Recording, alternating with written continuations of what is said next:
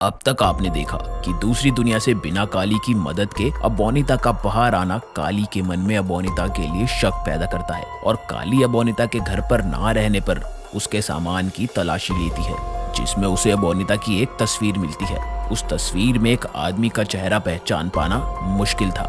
अगले दिन जंगल में काली एक खूंखार भेड़िया देखने की बात सभी गाँव वालों को बताती है। इस बात की खबर लगते ही वो अनजान लड़की नरबख्शी को प्रकट करती है, जिसके बाद वो नरबख्शी खूंखार भेड़िए का शिकार करने निकलता है। तभी नकाब वाली के भेष में काली उसके सामने आती है और नरबख्शी पर वार करके उसको घायल कर देती है।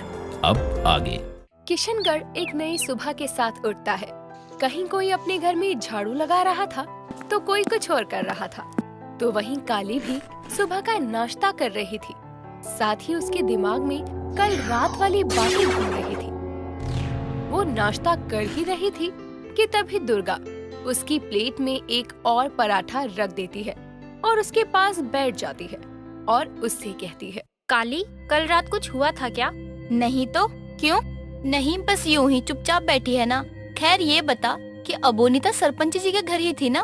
माँ, अब मैं आपको क्या बताऊं कि मैं अबोनिता को देखने गई ही नहीं थी, बल्कि इस बात का पता लगाने गई थी कि आखिर इस गांव में जो भी कुछ हो रहा है वो कर कौन रहा है। और काफी हद तक मैं उस चीज तक पहुंच गई हूँ, क्योंकि जो मैंने देखा वो कुछ और ही था। पर क्या? काली, क्या हुआ? तू किस सोच में पड़ गई? कुछ नहीं माँ, खैर मैं चलती हूँ, स्कूल के लिए देरी हो रही है। काली स्कूल जा रही थी कि तभी काली को जाते देखकर नील काली के पास आता है और उसे रोकते हुए बोलता है, तुम आई हो? गूंगे होने के साथ तुम अंधे भी हो गई हो क्या नील? मैं इतनी सुबह कहाँ जाती हूँ? नील, तू काली से कैसी बातें कर रहा है? तुझे दिखाई नहीं दे रहा क्या? काली कहीं जा रही है। काली, तुम कहाँ जा रही हो? तुम्हें कहीं जाना है तो तुम मुझसे बोलो ना, मैं तुम्हें वहाँ छोड़ कर आऊंगा, क्योंकि मैं हूँ हीरो तेरा। तुम तीनों निठल्ले अगर कुछ काम कर लोगे ना तो शायद तुम्हें कोई लड़की पसंद कर भी ले, पर तुमने तो ठेका लिया है कि इस गांव के निकम्मों का इनाम तुम्हें ही चाहिए। हटो अब मेरे रास्ते से। क्योंकि मुकेश कुछ सुन नहीं पाता था, इसीलिए उसको काली की बात समझ नहीं आती है।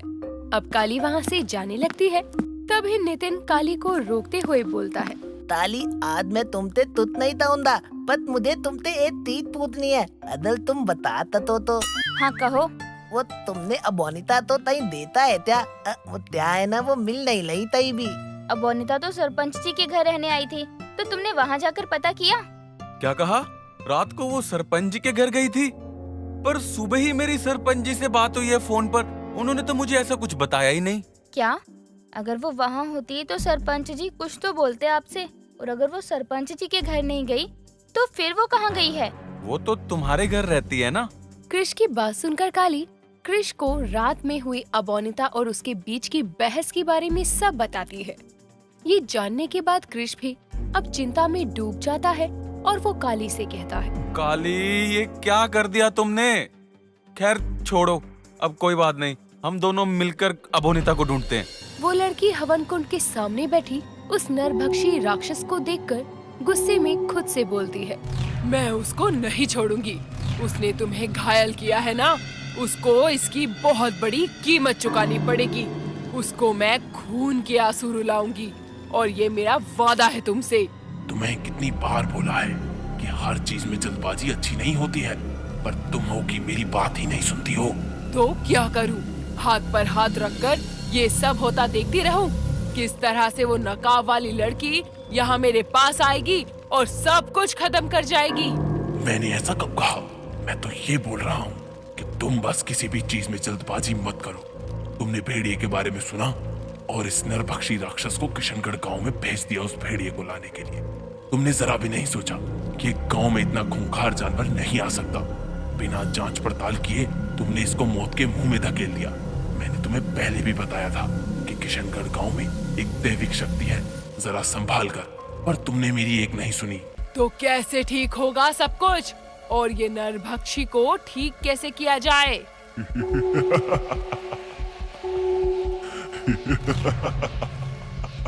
अपने दांतों को निकालना बंद करो और चुपचाप ये बताओ कि आखिर करना क्या है? करना वही है जो तुम अभी तक करती आई हो। मतलब? इस हवन कुंड में तुम अनिरुद्ध के कुछ टुकड़ों की आहुति दो, साथ ही इस नरभक्षी के रक्त को भी इस हवन कुंड में प्रवाहित कर देना। और ऐसा करने से क्या हो जाएगा?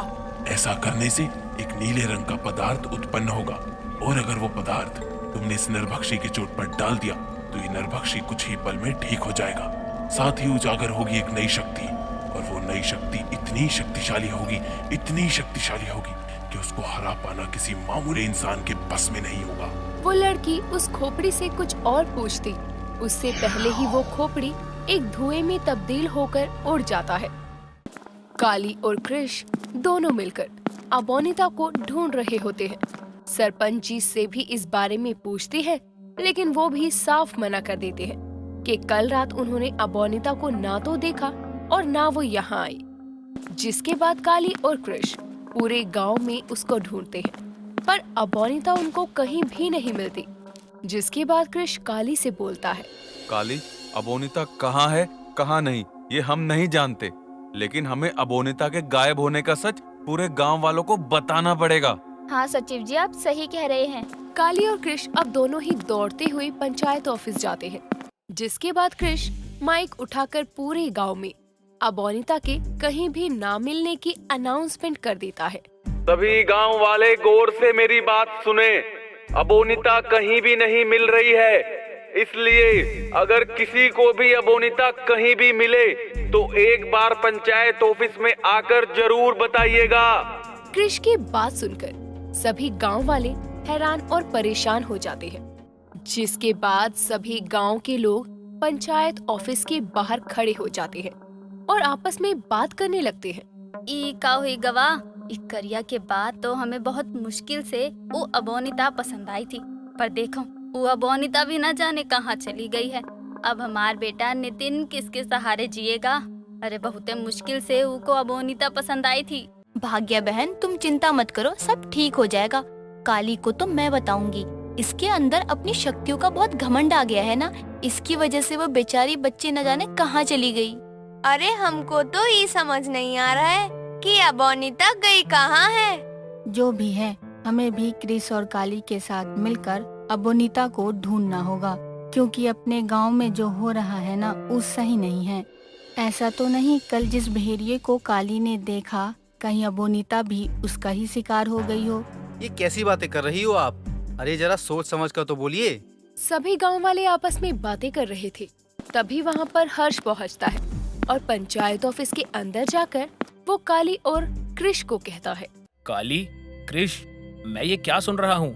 अबोनिता गांव से गायब है। हाँ हर्ष, ये सच है, पर हमें समझ नहीं आ रहा कि वो एक ही रात में गई कहाँ। पर अचानक वो किशनगढ़ गांव को छोड़कर गई क्यों? बस सारी आपकी काली जी की मेहरबानी है।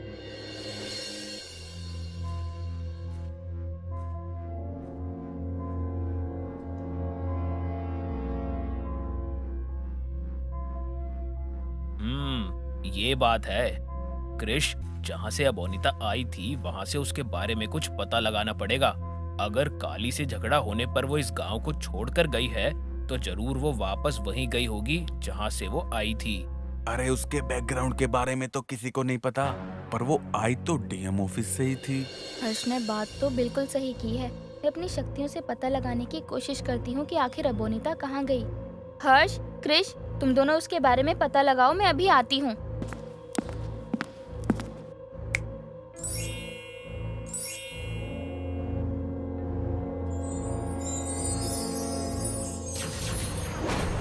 वो लड़की अब अपने हवन कुंड में घी डालती है और अपने हवन कुंड की आग को बढ़ा देती है।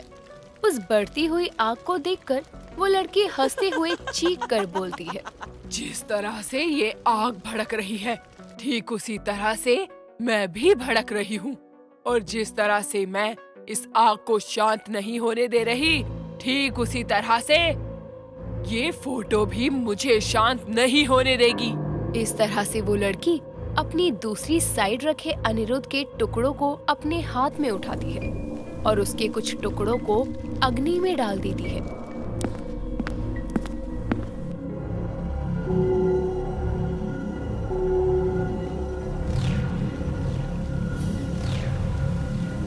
उस हवन कुंड में से एक नीले रंग का पदार्थ उत्पन्न होता है।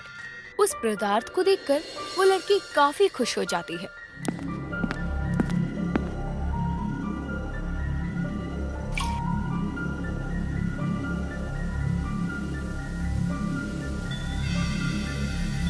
आखिर आ ही गया मेरा नरभक्षी वापस, और ये इस बार एक नया अवतार लेकर आया है। काली एक बार फिर कृष और हर्ष के पास जाती है। हर्ष, सचिव जी, कुछ पता चला? हाँ काली, पता चला, पर जो कुछ भी पता चला मैं उससे बहुत हैरान हूँ। आखिर ऐसा भी क्या पता चल गया आपको? कृष कुछ बोलता, उससे पहले ही हर्ष बीच में बोलता है। काली, कृष, हमें ये बात यहाँ नहीं बल्कि सभी गांव वालों के सामने करनी चाहिए। आखिर गांव वालों को भी तो पता चले अबोनिता का सच। सच? आखिर कैसा सच? अबोनिता का सच? हाँ, आप सही कह रहे हैं। हमें अबोनिता के बारे में पूरे गांव के सामने बात करनी होगी। काली को हर्ष की एक भी बात समझ नहीं आती, पर फिर भी वो हर्ष की बातों से सहमत हो जाती है। जिसके बाद अब काली, हर्ष और कृष गांव वालों को एक बार फिर इकट्ठा करते हैं। क्रिस बेटा, अबोनिता के बारे में कुछ पता चला? कहाँ गई है वो, कहाँ नहीं? भाग्य आंटी जी, वैसे तो अबोनिता का कहीं भी कुछ पता नहीं चला, पर अरे तो वो डीएम ऑफिस में फोन करके पता करो ना अबोनिता कहाँ है।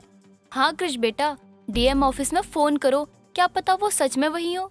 अरे आंटी जी, मैंने डीएम ऑफिस में फोन करके पूछा था, पर क्या कृष? पर मुझे वहाँ से पता चला कि डीएम ऑफिस की तरफ से कोई भी लड़की यहाँ किशनगढ़ गांव में कभी भी नहीं आई।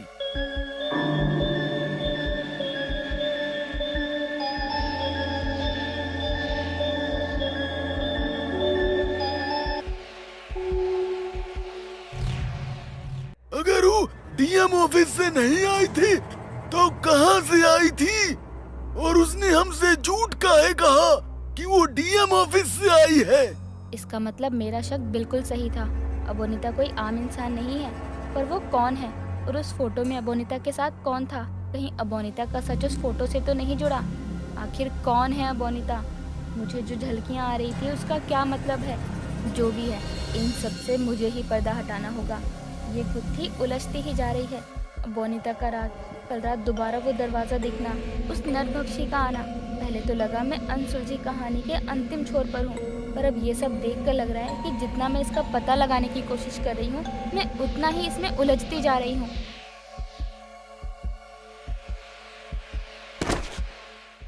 आखिरकार उस गांव में अशांति फैल ही गई।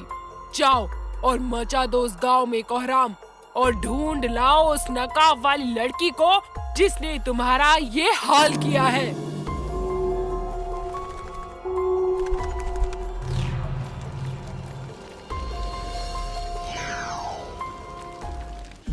नहीं लड़की, तुम अभी इस नरभक्षी राक्षस को गांव में नहीं भेज सकती।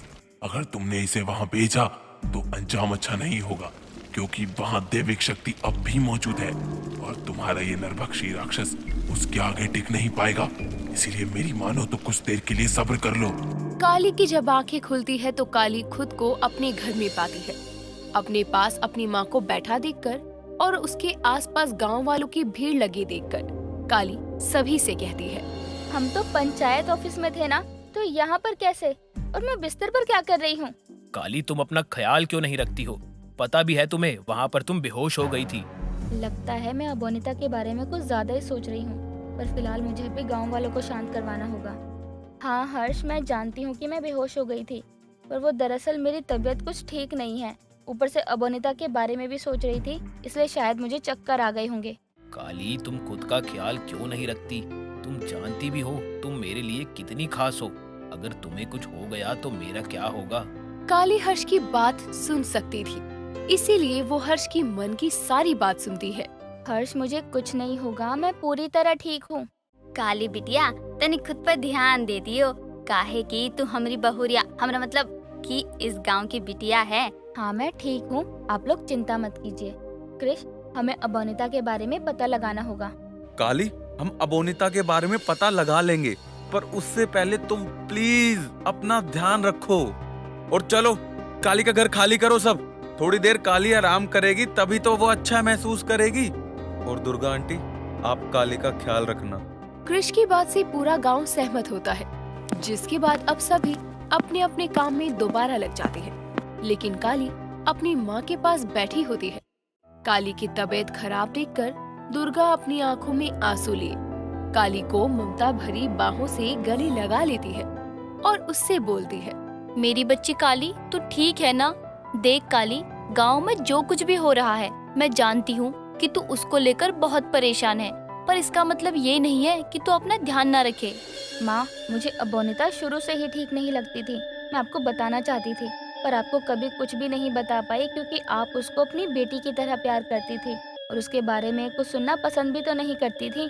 पर काली, अगर तू मुझे बताती तो मैं तेरी बात जरूर सुनती, लेकिन तूने मुझे कुछ भी नहीं बताया। कोई बात नहीं माँ, आपकी बेटी अबोनिता का सच जानकर ही रहेगी।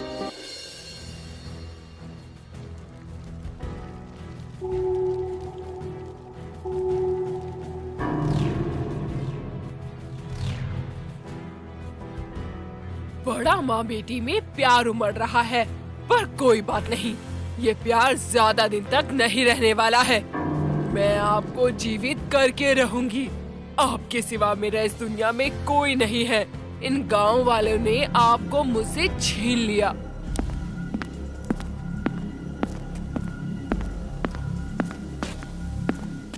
हर्ष, कृष, हमें अबोनिता के बारे में पता लगाना चाहिए। वो कहाँ से आई है और कहाँ गई है, और हमारे गांव में आने का उसका मकसद क्या था।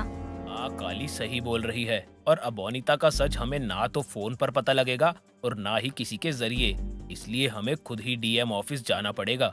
काली और हर्ष की बात सुनकर कृष भी अबोनिता की सच्चाई पता लगाने के लिए उनके साथ डीएम ऑफिस के लिए निकल जाता है।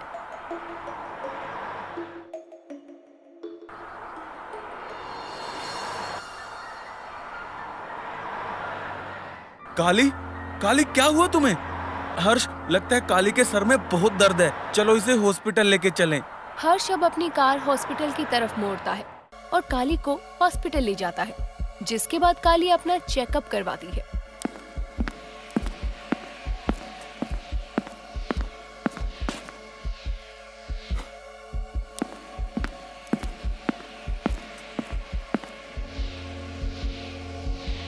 ऐसे यहाँ पर किसकी फोटो पड़ी हुई है?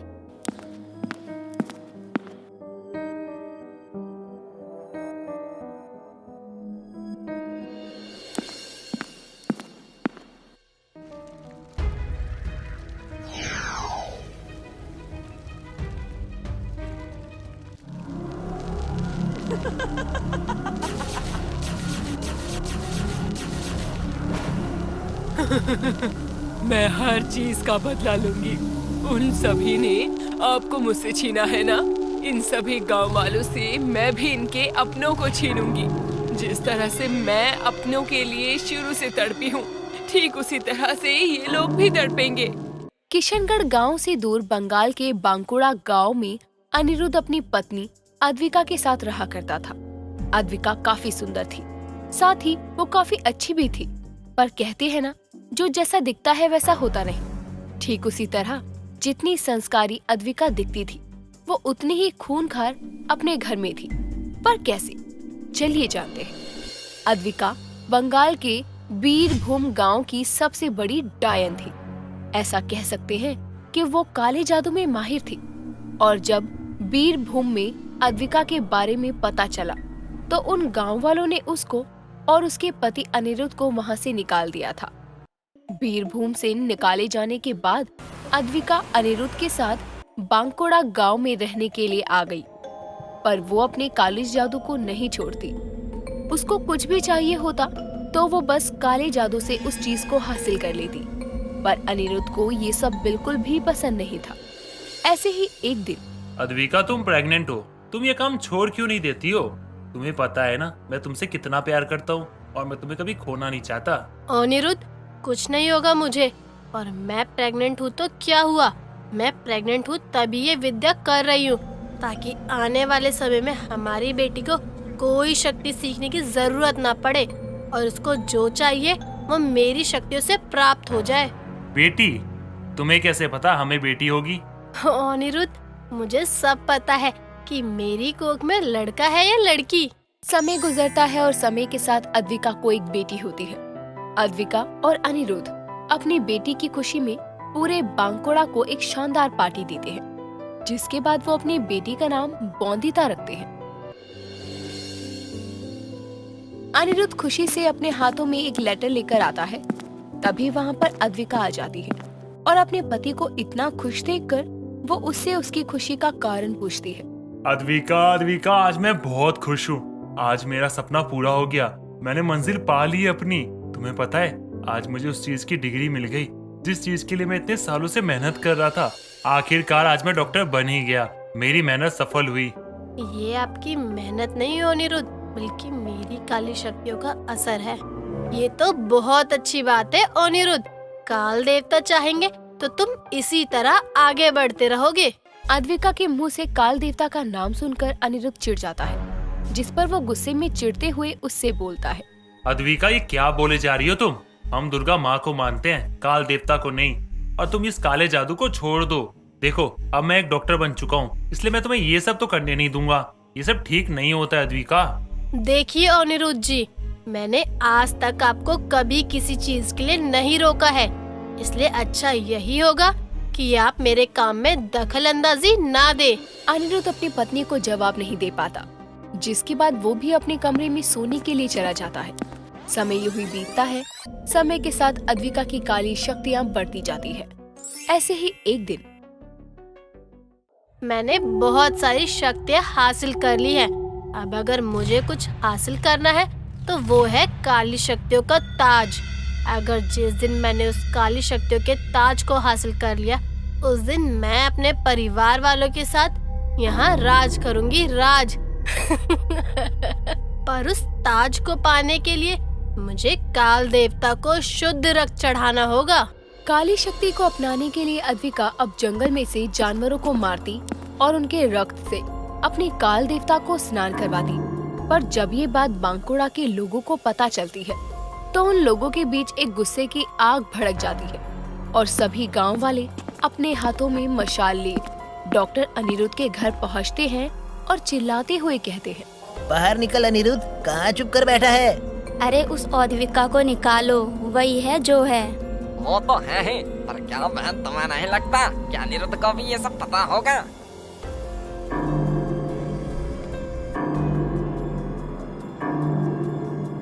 अरे तू औरत नहीं बल्कि एक डायन है, डायन, जिसके अंदर ना तो दिल है और ना ही कोई भावना। हम तुझे जिंदा नहीं छोड़ेंगे। हाँ, नहीं छोड़ेंगे। लगा दो आग, इसको जला दो जिंदा। जिस तरह से इसने हमारे गांव के छोटे छोटे बछड़ों को मारा, सभी जानवरों को मारा, ठीक उसी तरह से इसको भी मार दो। पहले इसे आग लगाओ, उसके बाद इसके पूरे परिवार को। जहाँ बांकुड़ा के लोग गुस्से में मरने मारने की बातें कर रहे थे, तो वहीं अनिरुद्ध घर के दरवाजे के पीछे से छुपकर ये सब कुछ सुन रहा था। ये सब सुनने के बाद अनिरुद्ध काफी डर जाता है और वो अपनी बेटी को अपनी गोद में उठाकर भाग जाता है। तो वहीं गांव वाले अद्विका को जिंदा जला देते हैं।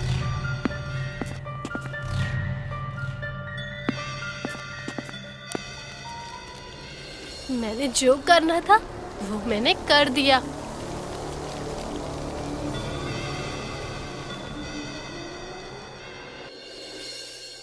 बोंदिता, मेरी बच्ची, आज मैं बहुत खुश हूँ।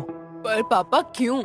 क्योंकि मेरी बच्ची, मेरी नौकरी एक सरकारी अस्पताल में लग गई है। मैं 2 दिन बाद वहाँ चला जाऊंगा और हाँ, मैं वहाँ का माहौल देख लूंगा। अगर वहाँ माहौल ठीक लगा ना मुझे, तो मैं तुझे भी अपने पास बुला लूंगा। तब तक तू यहीं पे रह, अपनी पढ़ाई पूरी कर। मेरे पापा ने मुझे कहा था कि वो मुझे यहाँ बुलाएंगे और वो यहाँ इस गांव में हंसते हुए आए थे, पर आज तक मैं अपने पापा का चेहरा दोबारा नहीं देख पाई। मुझे इस गांव में अपनी पहचान बदल कर आना पड़ा। मैंने अपना नाम, अपनी पहचान सब बदल ली और इसका जिम्मेदार कोई और नहीं बल्कि ये गांव वाले और वो नकाब वाली लड़की है। मैं इनमें से किसी को नहीं छोड़ूंगी। इसका मतलब अबोनिता ही अनिरुद्ध की बेटी है। हमें गांव वालों को अबोनिता के बारे में बताना होगा। हर्ष सही बोल रहा है काली, हमें इसके घिनौने सच के बारे में गांव वालों को बताना होगा। आप दोनों ये क्या बोले जा रहे हैं? हम गांव वालों को इस सब के बारे में नहीं बता सकते। पर क्यों काली? क्योंकि ये किशनगढ़ बड़ी मुश्किल से उस काले साइड से बाहर आया है और मैं नहीं चाहती कि दोबारा मेरा गांव पहले जैसे खौफ में जिए। मैं नहीं चाहती कि किशनगढ़ की खुशियों के बीच एक बार फिर से डर पैदा हो। मैं नहीं चाहती कि किशनगढ़ की हर नई सुबह में पहले जैसा खौफ बना रहे। इसलिए मैं आप दोनों से बोल रही हूँ कि इस बारे में किसी को भी कुछ भी मत बताना।